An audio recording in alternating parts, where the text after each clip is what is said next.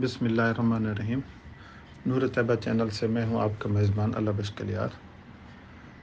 آج میں آپ کو دروس حرم کے سلسلے میں کچھ مفید علمی معلومات دوں گا۔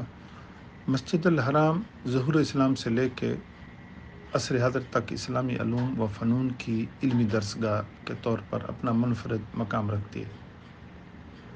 یہ وہ عظیم درسگاہ ہے جس میں صحابہ کرام رضوان اللہ اجمعین نے ایک دوسرے سے علمی استفادہ کیا۔ یہ وہ درسگاہ ہے جہاں تابعین اور تبع تابعین نے ایک دوسرے سے حدیث، علوم حدیث، تفسیر، علوم تفسیر، فقہ، اصول فقہ، تاریخ اور عقائد اور سماجی و عمرانی علوم حاصل کیے۔ دنیا اسلام کے گوشے گوشے سے جید علماء کرام، محدث، مفسر، مورخ، مختلف علوم کے ماہرین اپنے ذہنوں میں سوالات مرتب کر کے حرم شریف کا رخ کرتے تھے کہ وہاں فلاں عالم پوری دنیا میں جو حجت کا مقام رکھتے ہیں تشریف لائے ہوں گے، لہذا حج کے عظیم شان عالمی، علمی، دینی، فکری، ثقافتی اور روحانی اجتماع سے فیضیاب ہوں گے۔ یہی وجہ ہے کہ مسجد حرام کے دروس نے پوری دنیا کو اسلامی سلسلے میں ایسی روشنی دی جس سے بنی نوع انسان کے ہر خطے نے فائدہ اٹھایا۔ امام اعظم امام ابو حنیفہ رحمۃ اللہ علیہ ہوں، یا امام مالک رحمۃ اللہ علیہ ہوں، یا امام شافعی رحمۃ اللہ ہوں، یا امام احمد بن حنبل رحمۃ اللہ علیہ ہوں، یہ سب حرم شریف کے دروس اور اسکول اور مدارس کے فیض یافتہ ہیں۔ مسجد الحرام کے صحن عہد رسالت مآب سے لے کر عصر حاضر تک قال اللہ اور قال رسول صلی اللہ علیہ وسلم کی صدوں سے ہمیشہ گونجتے رہے۔ شاہ ولی اللہ محدث دہلوی حج کے لیے یہاں آئے تھے۔ انہوں نے بھی یہاں کے علماء سے فیض حاصل کیا اور پھر وہاں پہنچ کر حدیث، علوم حدیث، تفسیر اور علوم تفسیر، فقہ اور عقائد کے حوالے سے کام کیا۔ اسی طرح کی ایک شخصیت جن کا میں آج آپ سے تعارف کروا رہا ہوں، حضرت مولانا خیر محمد مکی تھے، جو مولانا محمد خیر مکی الحجازی کے والد محترم تھے۔ آپ نے بھی حرم شریف میں درس 1962 میں شروع کیا اور 72 تک اپنی حیات زندگی تک وہ درس دیتے رہے۔ اس کے بعد اپنے والد کی وفات کے بعد شیخ محمد مکی نے حرم شریف میں درس شروع کیا، جو کہ آج تک جاری ہے۔ صبح کے وقت آپ عربی زبان میں درس دیتے ہیں، شام کو اردو زبان میں درس دیتے ہیں، جس میں تفسیر قرآن و حدیث بیان کی جاتی ہے۔ ایام حج میں حجاج کے لیے حج کے مسائل بیان کیے جاتے ہیں۔ توحید و سنت کے اشاعت کے لیے دن رات آپ کوشاں ہیں۔ مولانا مکی رحمۃ اللہ علیہ کا شمار اکابر علماء میں سے ہوتا ہے۔ آپ کا اسلوب سادہ اور گفتگو مدلل ہوتی ہے۔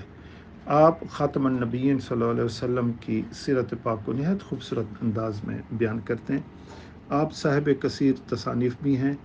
آپ کی کتب میں قصص الانبیاء، اسلام میں عورت کا مقام، سیرت النبی اور تفسیر مکی ہے۔ تو آج میں آپ کو حضرت سے ملاقات کرواتا ہوں، تو میں آئیے ان سے حضرت سے کی زبانی آپ سے وہ مخاطب ہیں۔ آپ حالانکہ طبیعت کی ناسازی کی وجہ سے آپ نے شفقت کی اور ہمیں یہ ٹائم دیا۔ نحمدہ و نصلی علی رسولہ الکریم، اما بعد، الحمدللہ 1960 سے 1972 تک میرے والد صاحب رحمۃ اللہ علیہ حرم میں درس دیتے تھے۔ پھر میں 1972 میں آیا، اس وقت وہ بیمار تھے لیکن درس میں نے دینا شروع کیا۔ 1974 کے بعد ان کی وفات ہو گئی۔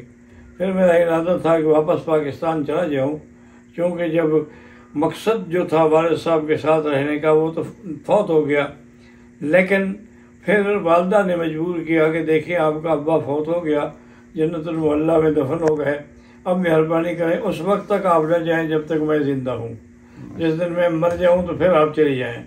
تو 1 سال کے بعد 75 میں والدہ فوت ہو گئی، وہ بھی وہیں جنت المعلیٰ میں دفن ہو گئی۔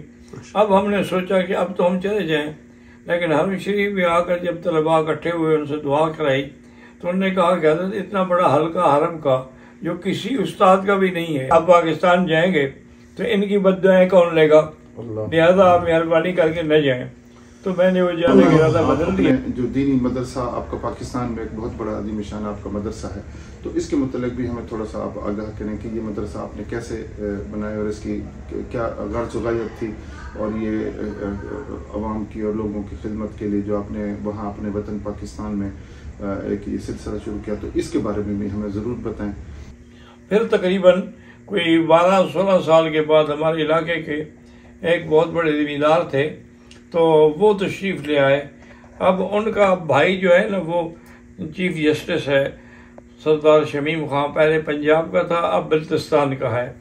تو وہ آئے مجھے ملے، انہوں نے کہا کہ میں تبلیغی جماعت میں گیا تھا آپ کی اس مسجد میں اور مدرسے میں، مسجد گرنے والی ہے، مدرسہ ویسے گر چکا ہے، تو اس کا قیامت میں کون جواب دے گا؟ آپ یہاں درس دے رہے ہیں لیکن اس کا بھی کوئی جواب دے گا کہ نہیں دے گا، کیونکہ ان جگہ کے وارث آپ ہیں. تو میں نے کہا جی انشاءاللہ. انہوں نے کہا انشاءاللہ نہیں، اسی سال چلیں آپ، میں بھی چلتا ہوں اور وہاں جا کے یہ کام کرا کے پھر ہم چلے گئے. الحمدللہ اللہ نے مہربانی کی، وہ مدرسہ بھی بن گیا، مسجد بھی بن گئی. اب تو وہ قابل دید ایک مقام ہے الحمدللہ ثم الحمدللہ. بھائی احمد علی شیخ دیکھ آئے ہیں، تو اللہ پاک کی مہربانی سے سارا کام ہو رہا ہے. اب بھی وہاں تقریباً 250 کے قریب مسافر تو روا ہیں، اور باقی جو مقامی ہوتے ہیں وہ پڑھ کے چلے جاتے ہیں، ان کی کوئی تعداد نہیں رکھی جاتی. تو بہرحال اب کورونا جب لگا تو میرا درس بند ہو گیا، کیونکہ اس وقت لاک ڈاؤن ہوا، سب کے بند ہوئے، میرا بھی بند ہو گیا. اس کے بعد ابھی جب ان نے کھولا ہے تو میں خود بیمار ہوں، مجھے پیشاب کی تکلیف ہے اور گھٹنوں کی، تو اس لیے میں ابھی ہمت نہیں کرتا کہ گھر میں جا کے بیٹھوں اور پیشاب کا تقاضا ہو جائے تو پھر میں کیسے جاؤں گا، کیسے کروں گا. تو بہرحال اللہ سے دعا کریں، آپ بھی، میں بھی، تمام جاننے والے بھی، کہ اللہ صحت و عافیت دے اور اللہ ہمارے درس کو دوبارہ جاری و ساری فرمائے. وما علینا الا البلاغ. السلام علیکم.